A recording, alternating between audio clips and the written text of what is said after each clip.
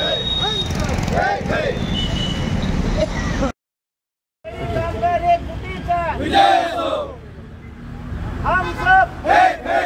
सब एक है।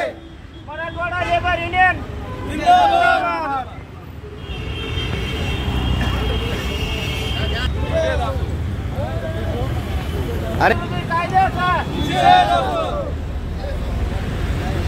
कायद्याची अंमलबजावणी झालीच पाहिजे। माथाडी कायद्याची अंमलबजावणी झालीच पाहिजे। हम सब एक है। हम सब एक है। कामगार कष्टकऱ्यांच्या तुटीचा विजय असो। कामगार कष्टकऱ्यांच्या तुटीचा विजय असो। अरे कायदेशीर प्रश्न झालीच पाहिजे। कायदेशीर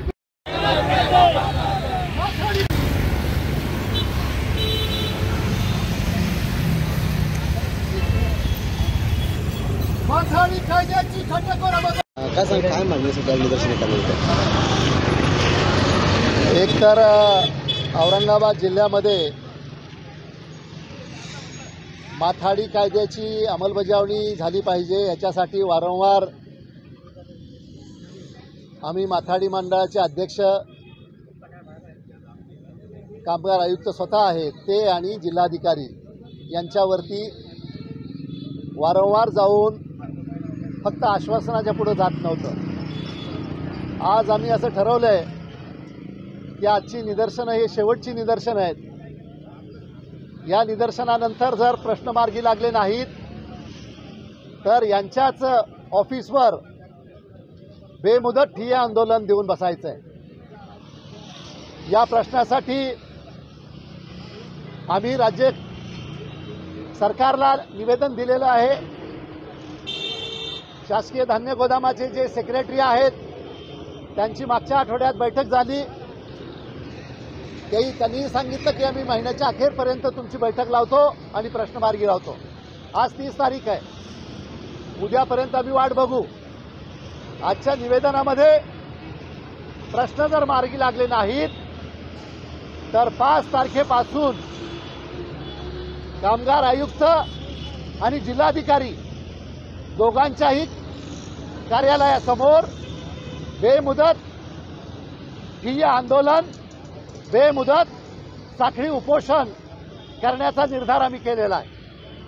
अर्थात कुठलंही आंदोलन काही आम्ही आनंदासाठी करत नाही।